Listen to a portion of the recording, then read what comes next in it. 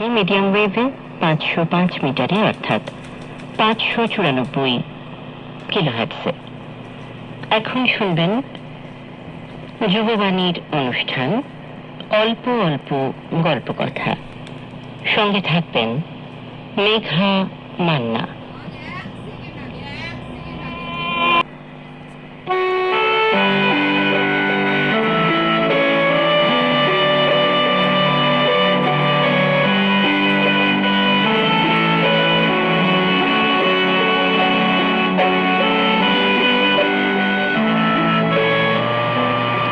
কেমন আছো বন্ধু? চলে এসেছি আমি তোমাদের যুববাণীর বন্ধু মেঘা অল্প অল্প গল্প কথার অনুষ্ঠানে। আর সঙ্গে রয়েছে এক রাশ গল্প। তোমার সঙ্গে গল্প করতে বসলে কত কথাই না বলতে ইচ্ছা করে, গল্প যেন শেষই হতে চায় না। আজ তোমাদের শোনাবো এমন দুজন বিখ্যাত মানুষের কথা, বাঙালি হিসাবে যাদের জন্য আমাদের গর্বের শেষ নেই। প্রথমে যার কথা বলবো তিনি একাধারে দার্শনিক, সমাজ সংস্কারক এবং ধর্ম সংস্কারকও বটে। তিনি আর কেউই নন, তিনি হলেন কেশবচন্দ্র সেন। কলিটুলির প্রখ্যাত সেন পরিবারে 1838 সালের 19 নভেম্বর তিনি জন্মগ্রহণ করেন।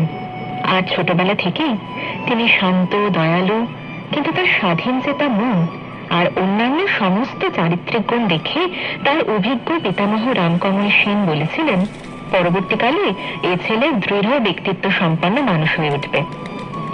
বাড়িতে বাংলা শেখার পর তাকে হিন্দু কলেজে ভর্তি করা হলো। এখানে শিক্ষা লাভ করে তিনি প্রথম শ্রেণী পর্যন্ত পড়াশোনা করেন। তারপর এখানে তিনি সব থেকে মেধাবী ছাত্রদের মধ্যে অন্যতম হন। স্বভাবতই গম্ভীর প্রকৃতির হলেও মাঝে মাঝে ছাত্র জীবনে তার বাগ্মিতা প্রকাশ পেত। তার উচ্চারণের বাচনভঙ্গিতে সকলে চমৎকৃত হয়ে যেতেন। যে কোনো সামাজিক বা নৈতিক প্রশ্নে কোনো রকম আলাদা প্রস্তুতি না নিয়েও তিনি উচ্চ স্তরের বক্তৃতা করতে পারতেন। তাই ছোটবেলা থেকেই তিনি সব খেলায়, সব কাজে সঙ্গী সাথীদের নেতা হতেন, যাত্রা দল করতেন, আর তিনিই হতেন তার অধিকারী, যেন তিনিই সবার রাজা। আর বন্ধুরা তার এই রাজত্ব মেনেও নিত। কেশবচন্দ্র সেনকে নিয়ে বন্ধুরা আজ অনেক কথা বলবো, তবে যৌবনী থাকবে আর গান থাকবে না, এটা তো হতেই পারে না, তাই না? এই মহারাজের গল্প নিয়ে ফিরে আসছি একটা গানের পর।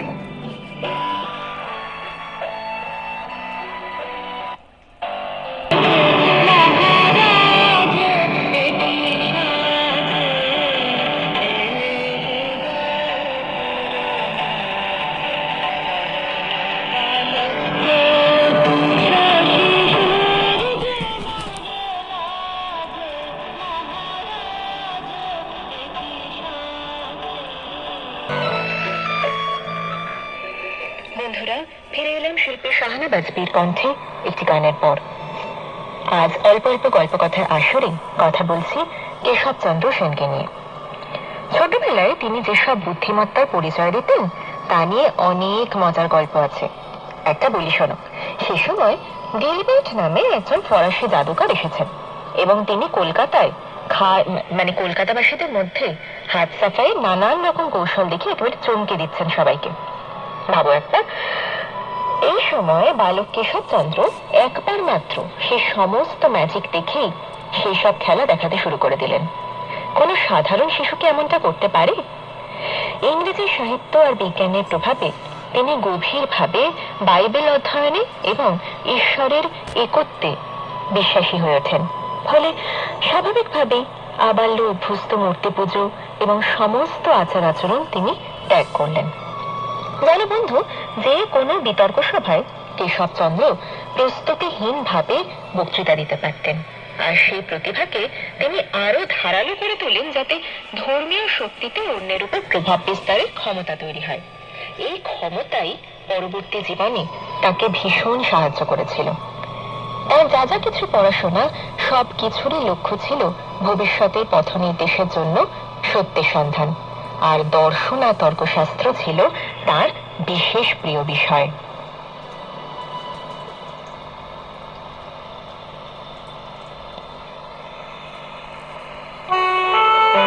ব্রাহ্ম পুস্তিকা তার হাতে আসে। এই বইটি পড়ে তিনি দেখলেন যে যে একেশ্বরবাদে তিনি সন্ধান করছিলেন সেই মতবাদের প্রতিষ্ঠান অনেক আগে থেকেই আছে। 20 বছর বয়সে তিনি ব্রাহ্ম সমাজে যোগদান করলেন। তার এই সাহসী পদক্ষেপের সঙ্গী হলেন তার বন্ধুরা। ব্রাহ্ম সমাজের আচার্য তখন দেবেন্দ্রনাথ ঠাকুর। তার পরামর্শে এবং হিন্দু বিশ্বাস তিনি বর্জন করেছেন এটা প্রমাণ করবার জন্য তিনি কুলগুরুর কাছে মন্ত্র দীক্ষা নিতে অস্বীকার করলেন।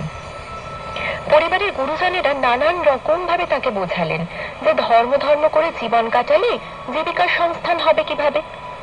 তখন তিনি কেরানি চাকরি নিয়ে নিলেন, কিন্তু তার মন তো ধর্মচিন্তার সত্যানুসন্ধানেই পড়ে আছে। তাই অল্প দিনের মধ্যে সেই চাকরি ছেড়ে দিয়ে তিনি ঈশ্বরের সেবায় নিজেকে নিয়োগ করলেন। পিতৃ পিতামহের এই ধর্মবিশ্বাস ত্যাগ করায় সাংসারিক জীবনে অনীহা দেখা দিল তার ফলে তাকে যদি অনেক তিরস্কার, ভীতি প্রদর্শন আরো অনেক ধরনের অপ্রীতিকর পরিস্থিতির মুখোমুখি হতে হয়েছিল। কিন্তু সাহস আর বিশ্বাসের দৃঢ়তা দিয়ে এই সব কিছুর বিরুদ্ধে তিনি শক্তভাবে দাঁড়াতে সক্ষম হলেন। 1859 সালে দেবেন্দ্রনাথ ঠাকুর স্বাস্থ্য উদ্ধারের জন্য যখন সমুদ্রপথে সিংহল যাত্রা করলেন, কেশবচন্দ্র তার সঙ্গী হলেন। প্রত্যাবর্তনের পর তিনি ব্যাংক অফ বেঙ্গলে মাসিক 25 টাকা বেতনে কেরানির পদে বহাল হলেন। আর সুন্দর এবং পরিচ্ছন্ন হাতের লেখার জন্য তার বেতন বাড়িয়ে তখন 25 থেকে 50 টাকা হয়ে গেল। এই ব্যাংকে চাকরি করার সময় তিনি ইয়ং বেঙ্গল নামে একটা পুস্তিকা প্রকাশ করেন। 1860 সালে তিনি সংগত সভা প্রতিষ্ঠা করেন। আর এই সভার উদ্দেশ্য ছিল বাস্তব যা যা কিছু আমাদের চরিত্র গঠনে সাধনে সাহায্য করে তাই ছিল এর উদ্দেশ্য। 1962 সালে তাকে ব্রাহ্ম সমাজের আচার্য পদে বরণ করা হয়।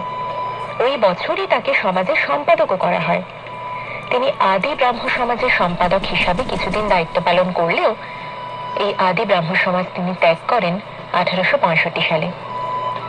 বন্ধুরা, এই মহান দার্শনিক এবং সমাজ সংস্কারক মৃত্যুবরণ করেন 8 জানুয়ারি 1884 সালে।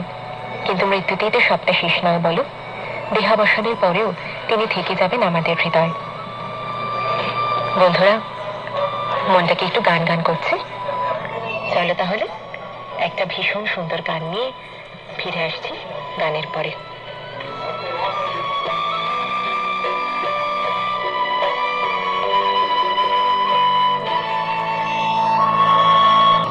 ফিরে এলাম শিল্পী লতা মঙ্গেশকরের কণ্ঠে একটা গানের পর। বন্ধুরা, আজ অল্প অল্প গল্পকথার আসরে এবার কথা বলবো এমন একজন মানুষকে নিয়ে যিনি ভারতীয় সঙ্গীত জগতে নক্ষত্র বিশেষ। তিনি আর কেউই নন, তিনি হলেন সলিল চৌধুরী।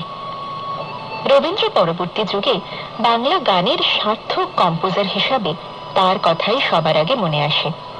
এই সলিল চৌধুরী ছিলেন একই সঙ্গে গীতিকার এবং সুরকার। কি কথায়, কি শরীরাঙ্গিকে, যন্ত্র আয়োজনে প্রচলিত রীতিনীতি ভেঙে বাংলা গানকে তিনি নতুন দিগন্তের সন্ধান দিলেন। পুরনোকে অস্বীকার করা নয়, ঐতিহ্য মেনে নিয়েই তার অন্য পথে যাত্রা।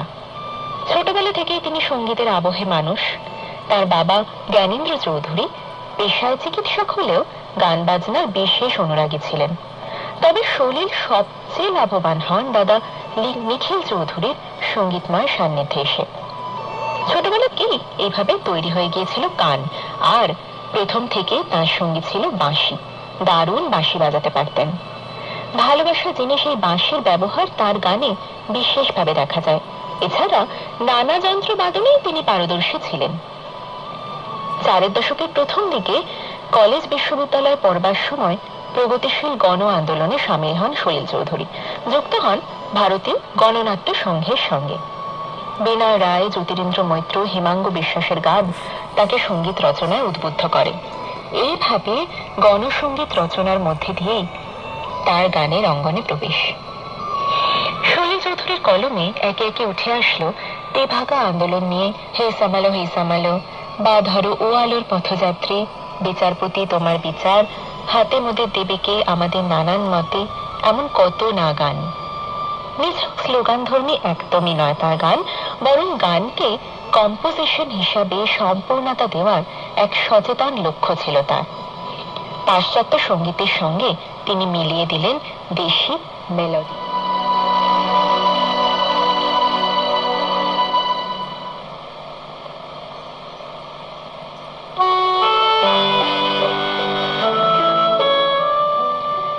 সুর রচনা নিয়ে তার একটা নিজস্ব চিন্তা ভাবনা ছিল।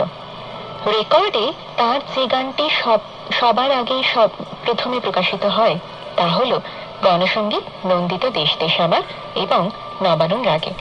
তবে এই গানটিকে সব থেকে বেশি স্মরণীয় করে রাখলেন আমাদের হেমন্ত মুখোপাধ্যায়।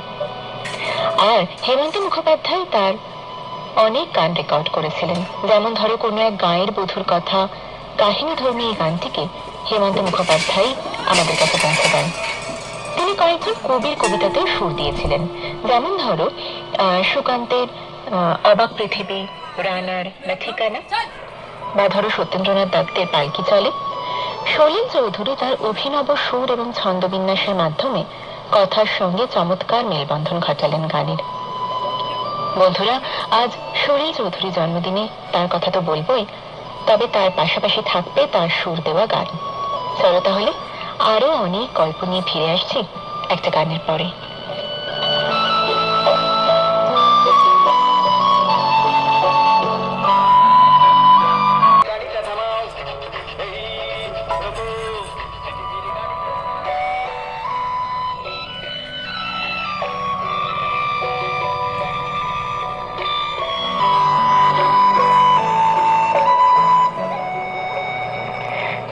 শিল্পী সলিল চৌধুরীর কণ্ঠে একটি গানের পর। জানো বন্ধু, তার সুর আমাদের মনে করিয়ে দিয়ে যায় বেথোভেনের ফিফথ সিম্ফনির কথা। এই সেই সুর যা বেথোভেনকে মহান করেছিল। তারই নির্যাস তিনি তার মতো করে আনলেন পথে বা নামসাথী গানে। এই সুরের মধ্য দিয়ে সলিল চৌধুরী যেন বেথোভেনকে শ্রদ্ধার্ঘ্য জানালেন। তেমনি আরেকটি গান, শোনো কোনো একদিন। সলিল চৌধুরীর গানে যন্ত্রানুষঙ্গ যেন এক আলাদা জগৎ, এক স্বপ্নপুরী। সে জগতে একবার ঢুকে পড়লে বেরোনো মুশকিল। সলিল চৌধুরীর গানের কর্ড প্রোগ্রেশন, টনিকের দুরন্ত পরিবর্তন, একই গানে একাধিক স্কেলের বুদ্ধিদীপ্ত ব্যবহার এবং হারমোনাইজেশন একের পর এক চমক দেখতে পাই সর্বত্র। আর সেসব ছেড়ে যদি গানের ইন্টারলিউড বা প্রেলিউডের অংশে একটু মনোনিবেশ করি, তাহলেই আমরা সেই স্বপ্নপুরীর সন্ধান পাব। আমাদের মতো সাধারণ শ্রোতার কাছে যা স্বপ্নপুরী, সেটাই তো সঙ্গীতজ্ঞ গুণীজনের কাছে স্বর্ণপুরী।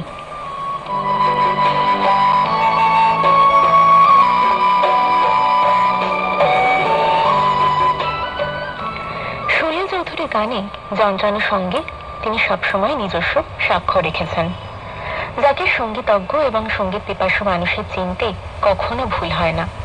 সলিল চৌধুরী তার এই অস্ত্র সম্বন্ধে যথেষ্ট ওয়াকিবহাল ছিলেন। তিনি ইচ্ছা করলেই তার সুরারোপিত প্রত্যেকটি গানে তার এই লুকোনো তন্ত্রী ব্যবহার করে শ্রোতাদের জয় করতে পারতেন। কিন্তু সলিল চৌধুরীর মতো একজন মহান সুরকার তা কিন্তু করেননি।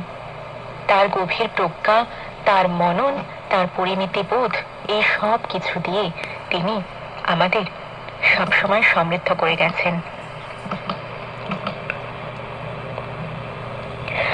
তার চিরপরিচিত অর্কেস্ট্রেশনের হাতছানি ছেড়ে একজন প্রকৃত সুরকার হয়ে উঠে তিনি গানের মুডকে গভীরভাবে পর্যবেক্ষণ করেছেন।